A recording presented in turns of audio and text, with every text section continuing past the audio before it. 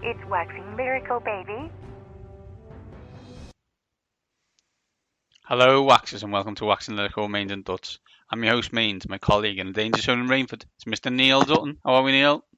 Hello there. Neil, um, somber start, and then an absolutely fantastic interview with, let's be honest, World Cup winner Liam Plunkett, who you've pulled out a rabbit out of the majestic hat to speak to a World Cup winner from cricket. Shockingly enough, for people who listen to the show enough, you'll be stunned to hear he's a Philadelphia Eagles fan, like every other guest we seem to get on this show. I just find them. What can I say? Before we get to Liam, I guess it would be remiss of us not to talk about George Floyd and the situation that's happened in America and across the world over the last week or so.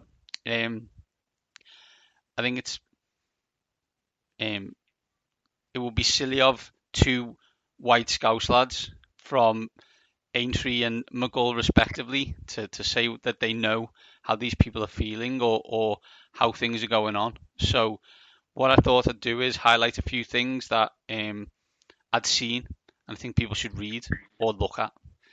And also then me and Neil will talk briefly on its NFL impact, I guess. I saw a great poster from a girl. She was a young girl. She was holding a banner. She was on a march in America. I'm just going to read what a sign said. We said Black Lives Matter. We never said only Black Lives Matter. We know all lives matter. We just need your help with Black lives right now, for Black lives are in danger. It was maybe an 8-year-old girl, I guess. I don't think.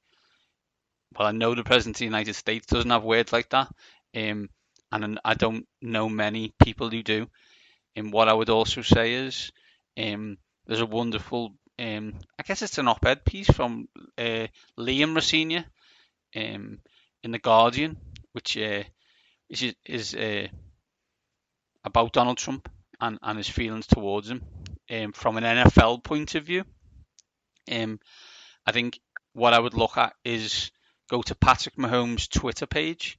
It is an NFL players standing together video that they have done, which I think is really strong and highlights that kind of situation and stuff that you should look at. I really think that you should take your time to look at those things. It's very easy to say things. It's not easy to do things, and I think right now is a time to do things. Yeah, I'd agree with that. If we move quickly on from it to an NFL point of view, NFL have responded, done a number of things, Blackout Tuesday, and a speech. Sorry, and a statement. Sorry, I don't think it went down very well with the players. I'll be honest. I'm not 100% sure I'm comfortable with Washington doing Blackout Tuesday for the San Francisco 49ers trying to put their roar in and say a comment. Both of those teams, whether they like it or not, have a responsibility that leads around stopping this type of thing. And until they and both of them, well, one of them has failed consistently, and that's Washington. The other one, San Francisco, failed, I guess, by their handling of the Colin Kaepernick situation. Now, we've talked Colin Kaepernick to death on this show, and we all know that there was a situation where he probably wasn't a starting quarterback for San Francisco anymore. But the idea that he wasn't able to get a job in the NFL when you see some of the people who did, well, it's frankly disgusting.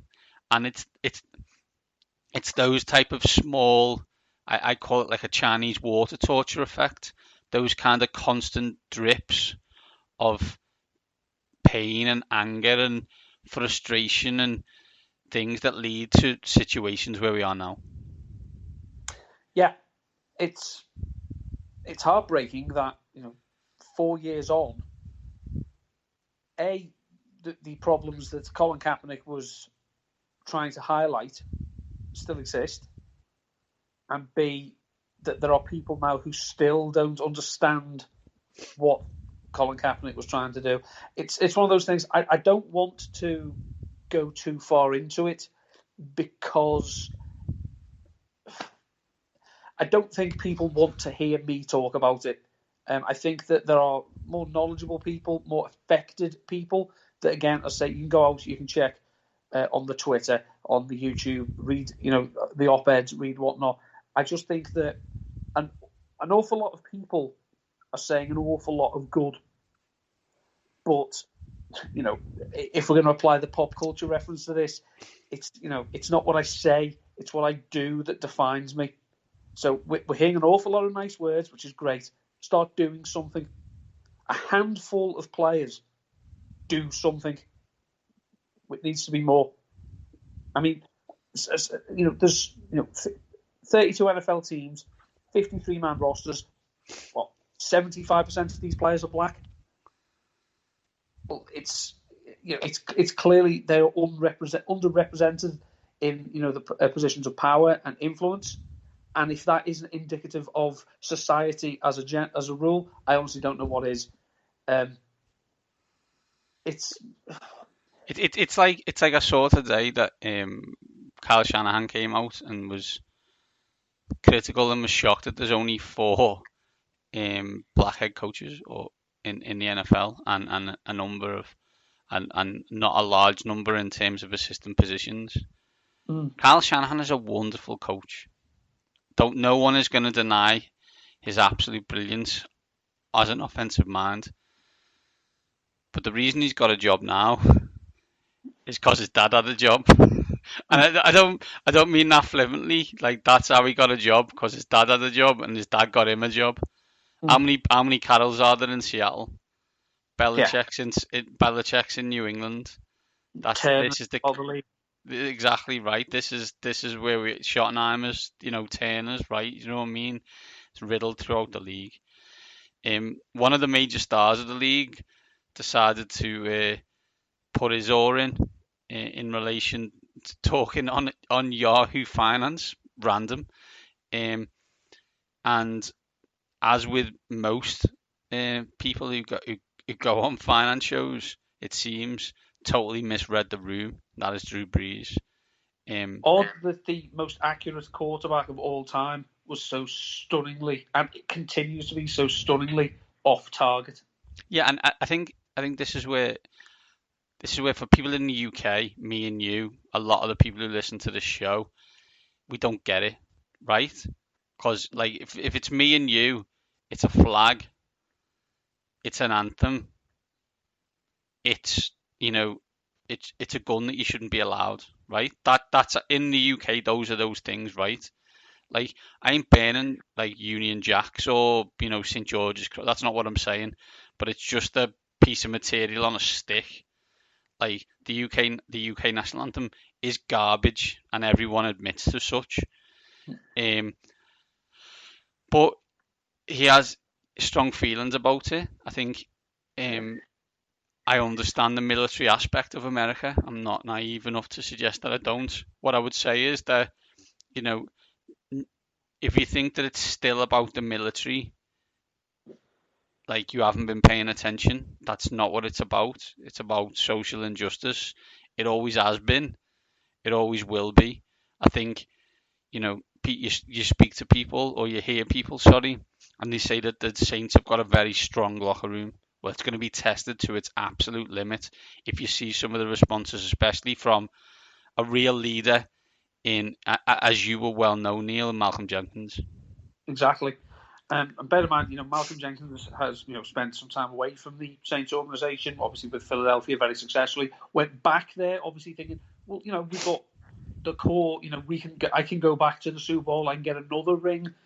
And now you just wonder whether part of him is thinking, I don't want to get there with this fella. Well, yeah, I think that's the issue as well, and he obviously came out with an apology and more of an apology that in terms of I wish I wouldn't have said it, not that I don't agree with it, if you know what I mean. It's one of them hollow ones. Yeah. You think about it, and there's two people who probably rang him up. And, one of them is Sean Payton, you would assume, Yeah. or Mickey Loomis, and the other one is head of programming at NBC Sports. Because if he wants that job, he needs to be better. Because I'm not sure they're going to let him sit next to Tony Dungy with those kind of views. No, it was definitely I'm so sorry you recorded what I said. Yeah. That's great. Bravo. We'll move on, but we know that things need to change, and we hope that they do soon. And we will, everyone does their best to try and do that kind of situation. But do something. Absolutely, Neil. Absolutely. Now we're going to speak to a World Cup winner, and we've already recorded this, so I can say an absolute gentleman, Mr. Liam Plunkett. Get his views on the NFL, how he got into it, how there's likenesses between the NFL and cricket, and his future plans going forward, and whether they're here in the UK or over the pond. Do it. So Dutton, we've had many people on the show before. Super Bowl champion. We've had multiple people from all walks of the NFL life. We've even had cricketers, Charles Dagnall, Paul Nixon. But do you know what we haven't had from that cricket life, Neil? World Cup winners. World Cup winners. Today, we do have a World Cup winner. We have Liam Plunkett on the line at Liam628. 13 Test, 89 one-day internationals, 22 T20s, 201 international wickets, including the small matter of 3 for 42 in a World Cup final. But play for Durham, play for Yorkshire, play for Surrey, but most importantly for Dutton, Philadelphia Eagles fan. Liam, welcome to the show. Thanks, guys. Nice to see you both. So, quick one, Liam, on fandom. I support Washington. I've supported them for longer than I care to remember. Neil suggested it's because I like red. It's probably that, and that they were good when I first started. Neil supports Philadelphia mainly due to the fact that he was given it to him by a friend of ours in a kind of who should I support, and he gave them that team, and that was Philadelphia. I guess our question for you is, how did you choose the Philadelphia Eagles? It's quite easy, mate. My wife's from Philadelphia, so I had no other choice either. So you can't be supporting anyone else walking around the streets of Philadelphia. It's probably not the healthiest thing for you. But, yeah, I mean, growing up, I didn't really watch too much of it, and always been English sports and stuff like that. And I guess I didn't really search for it too much. It wasn't too much on TV. There might have been on, you guys might know, it was on Channel 5 or something like that. I don't know what channel it had been on. But obviously when I met my missus 13, 14 years ago and going over to Philly, you then realise how big NFL is, and it's a huge following. Philly's a massive city, massive place for the sports in Philadelphia, obviously the basketball, the baseball, and NFL. And I was fortunate to go and watch the Eagles early on, and ever since then, I followed them. And obviously, luckily enough, in this time, they won the Super Bowl, which was obviously great to be a part of that.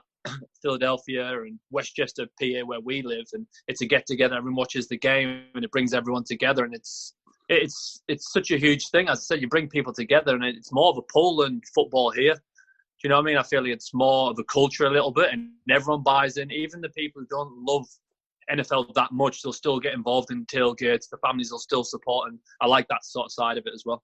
So have you been to a game where there was a tailgate? Because obviously they've tried to do it at Wembley, but for various reasons, whatnot, they've not been able to recreate it. Have you been to one in Philadelphia? Yeah, I mean, we go to the games, and it's huge, isn't it? You guys must have been at NFL games over there and stuff like that. But yeah, it's massive, isn't it? It's the car parking lots are just covered, and some of the RVs and some of the stuff people turn up with are amazing, right? It's the plasmas on the outside of the RVs and the built-in barbecues and the games and stuff. But yeah, I love it, mate. I love the atmosphere, just the whole build-up. The only thing I don't like is the traffic getting there. That's the only thing I don't like. Because I've seen, I've not. It's on the bucket list. I've not been to Philadelphia myself, but from the Google Maps image, all the sports stadiums are all within spitting distance of each other. So I can imagine, I'm assuming that there's not that many clashes, but I imagine if there ever was, getting out of there would be an absolute nightmare. Yeah, not too many clashes, but I think it's because, they often shut like one of the highways down, which is the main access point, and then you have to all go the same way. But yeah, obviously when you looked at that map, that's what's so good about that area is you got Xfinity, which is like outside bars and restaurants, and it sort of ventures off into different stadiums. It's really cool. Everyone will meet up there, and it's really cool because the weather obviously gets nice in Philly in the summer, and you can sort of rely on that, and people can hang out before the games. And some people will just go to that venue and won't make it to the stadium, but they just want to feel the part of the atmosphere. I remember a few years ago, I think it might have been the BBC or someone, they tweeted like a video of you. It was when one of the NFL teams was over, and I think it was Sam Billings, went along to meet them. Are any other players, like, the England teammates or your Durham or Yorkshire ones, anyone else into the NFL? Because I've tried to engage the likes of Jimmy Anderson and Stuart Broad with it on Twitter, and you can tell they just haven't got a clue. Two people who know a lot more. Like for me, I'll go. I'm still like with all the details of the game and stuff. Like I can't say to people I can have a full conversation and tell you the players off by heart and tell you the routes and everything like that. That's just, I'm not that much in detail. I love going to the game. I know the general rules to it. But if you speak to Jonathan Trott, massive fan, and Gary Balance is a Green Bay. I think Trott is San Fran, and I know Gary Balance, obviously Yorkshire, ex-England, a massive NFL fan. He'll get up and watch the drafts, and he knows inside out. He's really good with that. So I once got some bloke. I was in America, which I was in a bar with a family. I went for a piss, and some guy like thought I was Aaron Rodgers, and I was like, mate, Green Bay are on TV. You've been watching him. How can I be Aaron Rodgers? He's on in the bar playing a game, you idiot. So just like, but I'll take it. I would take his money as well. But I was going to say, yeah, we take his money. You're growing the beard out, Liam. That's got that similar vibe as well at the moment, which is good to see. A few years back, Minnesota Vikings came over to play the Steelers, and they visited Yorkshire. Let's be honest, Americans, when it comes to sport, are pretty insular. So I'm interested to think what they thought of you guys in pads and cricket bats and helmets, and especially when the ball's bouncing rather than getting thrown to them in a baseball sense. Completely different, isn't it? It's I think, was it Rudolph Rudolph strapped the pads on, and like you couldn't get the actual strap around his calf. Like you don't realize how big these guys are. They're huge guys, but obviously Yorkshire at the point changed the name from Yorkshire Carnegie to Yorkshire Vikings, and at that point Minnesota were coming over to play. So we actually did like a thing here at Headingley with them where we put the bowling machine on, and I think we cranked it up to 90 but put it away from them, and I think 1-2 of them actually hit it, but it's completely different, isn't it, to get that time in what we've grown up with, whereas baseball is coming straight at you, hit the ball on the full, and all of a sudden you've got to get that bounce. But I think they're like sort of doing something different. It's like if someone asked me to do a different sport, I'm always keen to do it. Even throwing the old pigskin around or whatever. So it was good fun.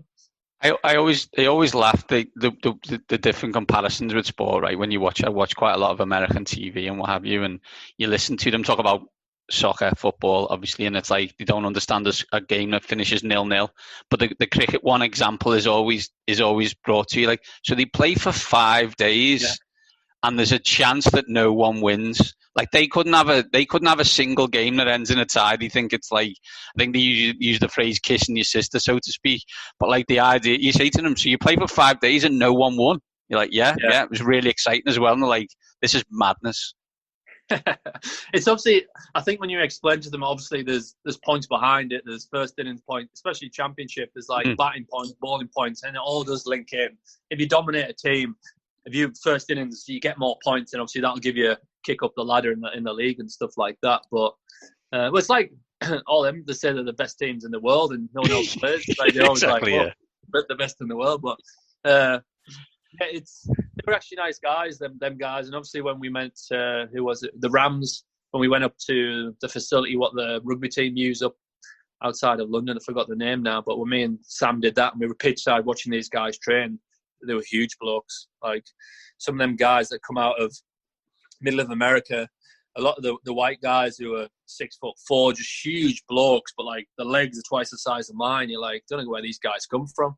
So we did, I think it was Mike Swift, is that the guy's name? Or the guy, he said, I think he's a running back. I forgot, it might not be his name, but it might be his Twitter handle. But he was good to chat to, and we actually threw him some cricket balls and stuff. And at first, he can't even hit underarms. That shows you, like, you don't play that cricket. It's hard to get that mechanics to sort of use that with the bounce. But he was fascinated about it, and them guys seemed nice to it. As I said, they were open to do stuff.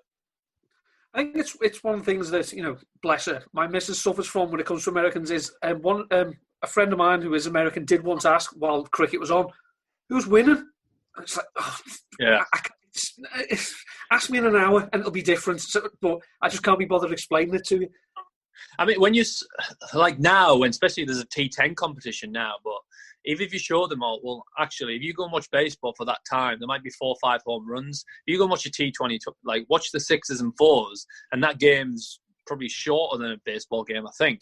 But like, look at all the balls that get into the crowd, and like, it's always something happening. The ball gets into the deep a lot more than baseball. No one's leaving the ball as much. There's more activity going on. So if the cricket was going to get put in the limelight in the States, you would do 10 overs and 10 overs. The game's 90 minutes and people are just trying to hit the bleachers the whole time.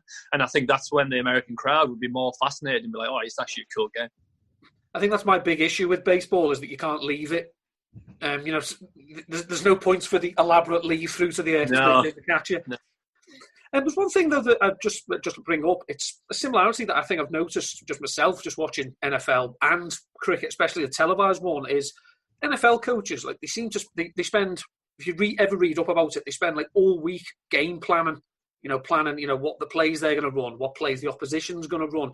And it just seems to me now that that's an area that cricket seems to be going down. I mean, it's not just a case of you're not just rocking up, marking out your run up, bowling 6 balls as fast as you can and hoping for the best. You know, you've gone away, the backroom staff, they've worked out this batsman doesn't like to play these shots. So it's just an area that the technology just seems to be something that all sports seems to be embracing. Yeah, I think you'd be stupid not to use it. I think, I'll give you an example. During the World Cup and during the series of late is we'll speak to the stats guy, and I'll get the videos of the batters getting out or the balls that they struggle with, and I'll put it on my phone on iMovie. Then, like, that night before, or having a coffee in my room, like, I'll just flick through it. Don't have to do it all at once, but it's there. If I've got to spare 10 minutes, I don't really like to see where the boundaries are getting hit. Like, I want to see where they're struggling. So that's what's in my mind when I go into a game is, where do they struggle? How do they get out? I don't want to have the vision and, well, he stands back and he'll hit this for 6. Like, I don't need to see that. But you look at, like, where people are scoring. If they do hit the ball well, where they're going to get out, where they're going to hit, which boundaries, where do they hit, which angles do they hit, what balls do they struggle with? Is it a left-handed batsman? Am I trying to take away from him? Am I trying to hit him on the toes? So you've got to do your research. You'd be stupid not to use that technology, and obviously that's why the game's going forward. And sometimes it is getting more sort of, people might use different balls for different batters because they know they're weak against the spinner, they're weak against the guy who takes it away, and people might have like one-on-one situations in a team game. So it's a bit like man marking in football and stuff like that. So you have your guys that, well, we know he can get him out. There's more chance of him getting him out than a spinner. So you're definitely down that route, yeah. But that's most sports, right? I think most people are taking advantage of that technology. I assume that's drastically changed from when you first started playing, like county cricket. And although there was an idea, there was an idea that certain people got certain people out because of the way they bowled or whatever. I guess now, as you said, you can know if I named cricketer X, you're aware of what from the stats and info that you've seen, a weakness in his game that he struggles with more than other situations. Yeah, I mean, when I first started, you'd speak to the older players. What does this guy do? How am I going to get him out? And then they might say, well, might bring it back in, and he gets balled out a lot. But yeah, now you could name pretty much everyone I've played against the last few years. And you're like, well, where's his weakness? How are you going to get that guy out? So like, and just say Aaron Finch, who's an amazing batter, who's maxi, but like, he might hit his ball 6 out of the ground, but he often gets out the ball coming back in LB or bowled.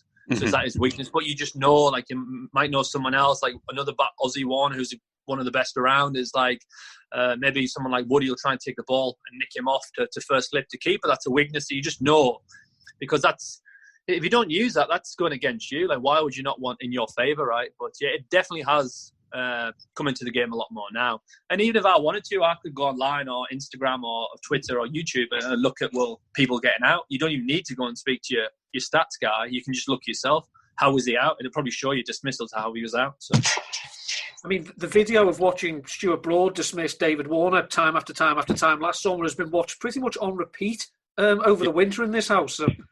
Yeah, that's for other reasons. Lockdown's got its benefits, right?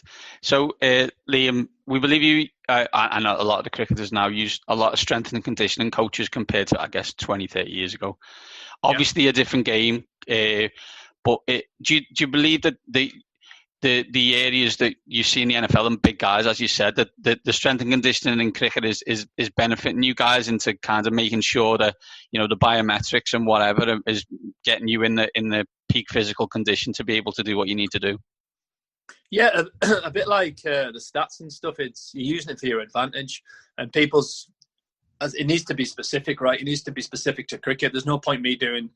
I mean, they overlink a little bit, but there's no point me doing the same fitness as like a soccer player or NFL player, because it's different. A bit like on the Jordan documentary where he was one of the fittest basketball players and he had to do different fitness for his baseball. Yes. I don't know if you've seen that documentary. Yeah, brilliant. But it needs to be sport specific.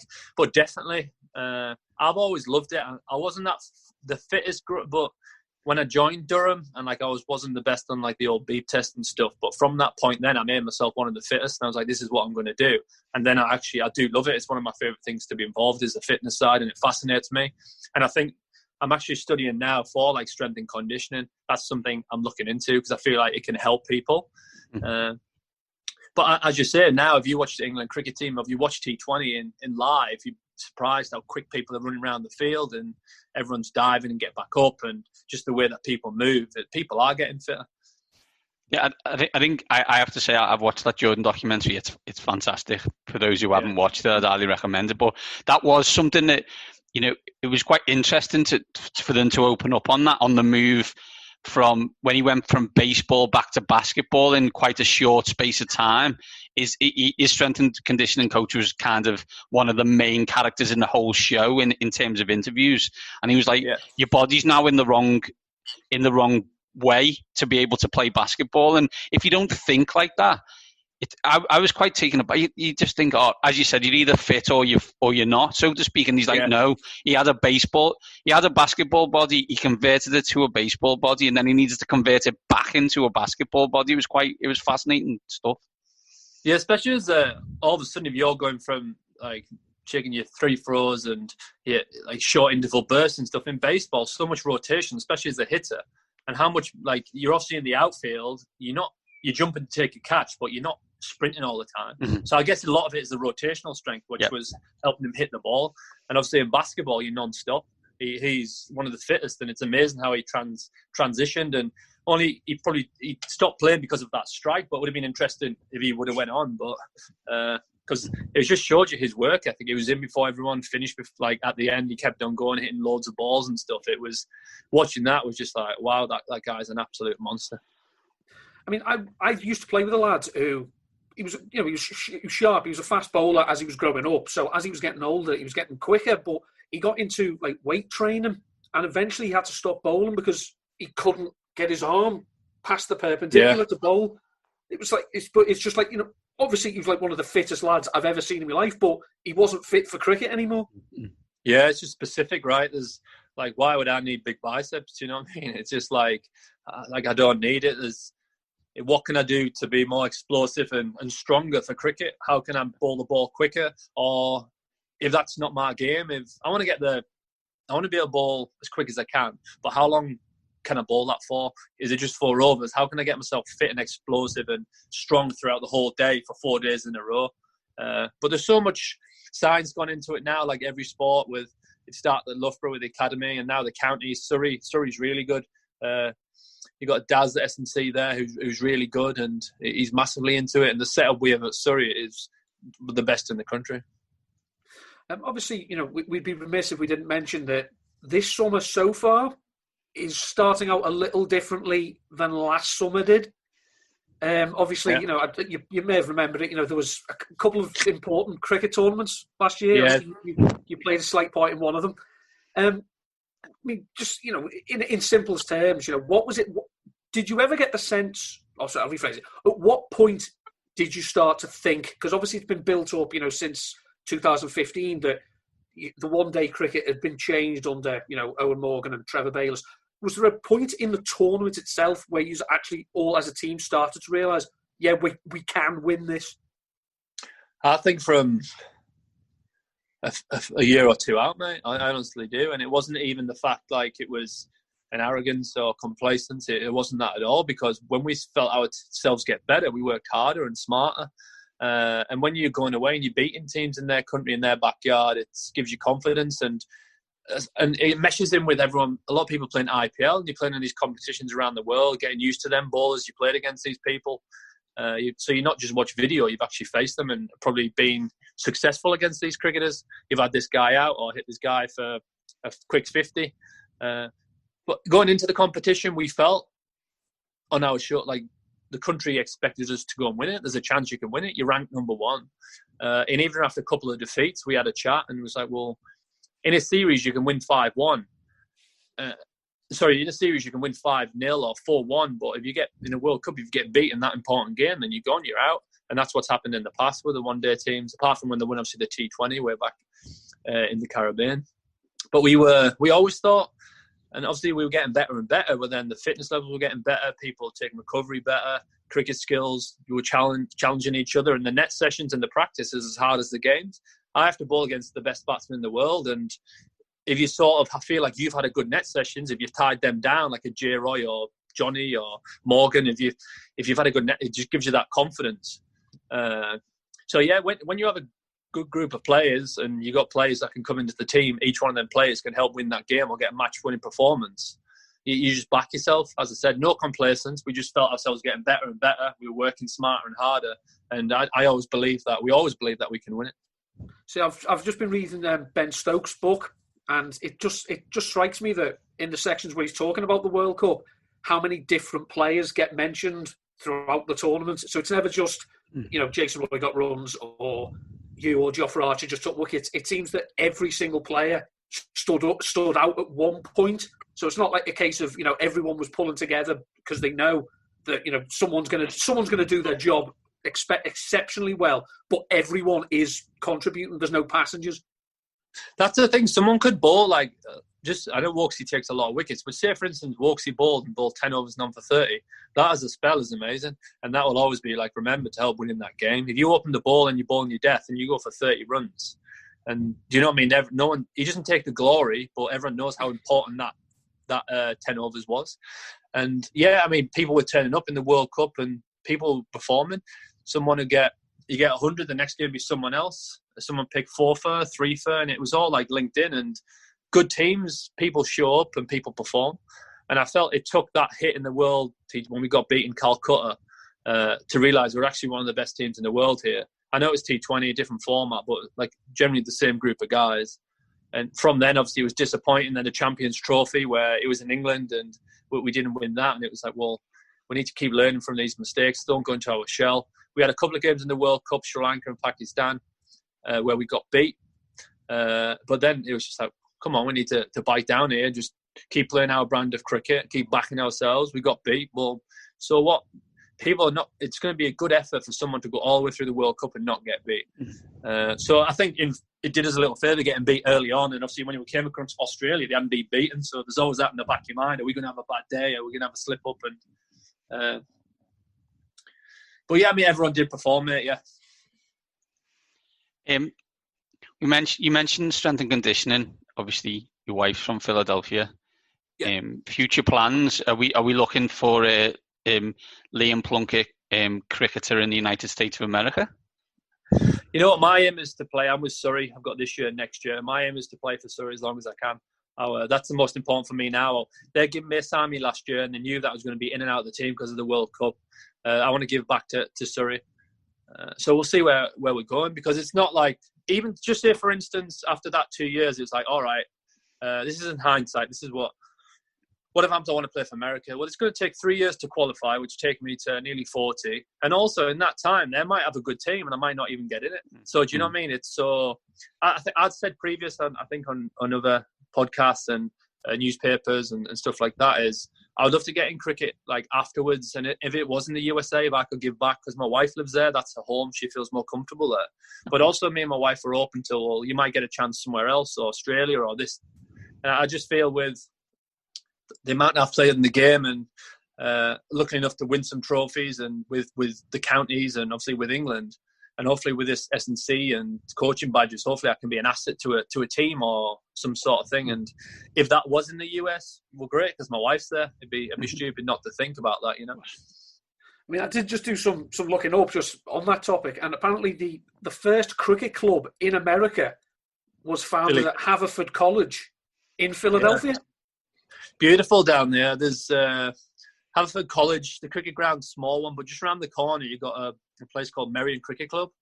It's beautiful. It's not like that to go in and it's crazy cricket. It's people like to play cricket. It's a lot of expats.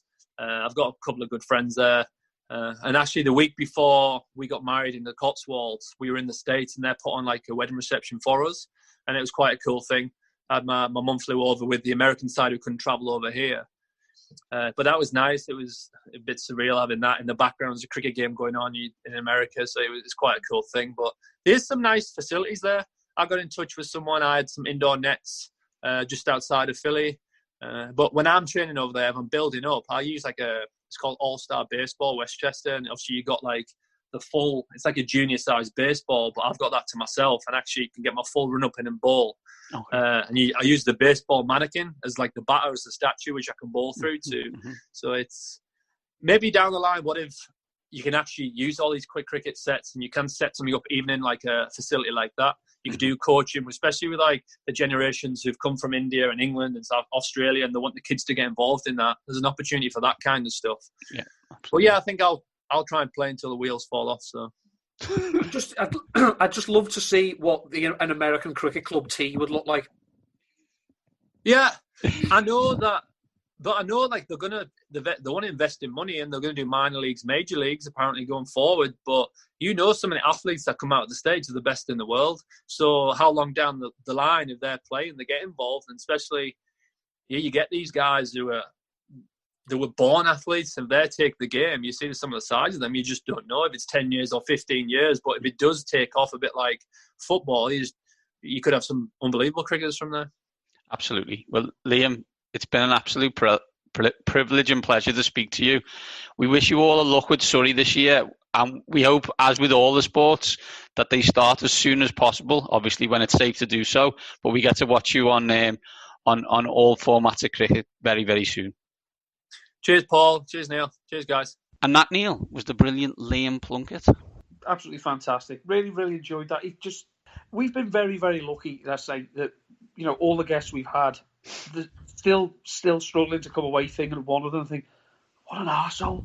But he was really genuine bloke, and as I've spoken in the past with someone else, well, he just came across as someone you'd love to go and have a beer with. Yeah, and let's just say during we did it over Zoom, so what we can state is that his lockdown beard has gone nuclear. It's absolutely next level. Spectacular beard game. I mean, don't get me wrong, if it's competing with me and you on the same Zoom call, it's going to be better anyway, but he knocked the pair of us into a cocked out with that beard. Neil, that's it for this week. I guess, where can people catch you? And let's be honest, I know where people can catch you because I've seen your name on BaltimoreRavens.com. That's right, the official Baltimore Ravens website. Indeed. A piece that I contributed to for the Ravens Wire was featured on Ravens.com. It was talking about which Ravens players you're most excited to see this season. Mine was rookie wide receiver Devin Duvernay. I also this week had a piece for Numberfire about Miles Sanders, and I will have a piece shortly for Player Profiler, on 3 late round tight ends to target in the draft with athletic upside. So I've enjoyed writing that one, and hopefully that'll be out early next week. And find me on Twitter at N13. Fantastic. Thank you, Neil. Nothing from me, but stuff coming soon, probably towards the end of the month. So looking forward to it. On that note, we leave you. Stay safe, everyone, and be good to each other. But these top guys, although they've moved from WWE to AEW, are out.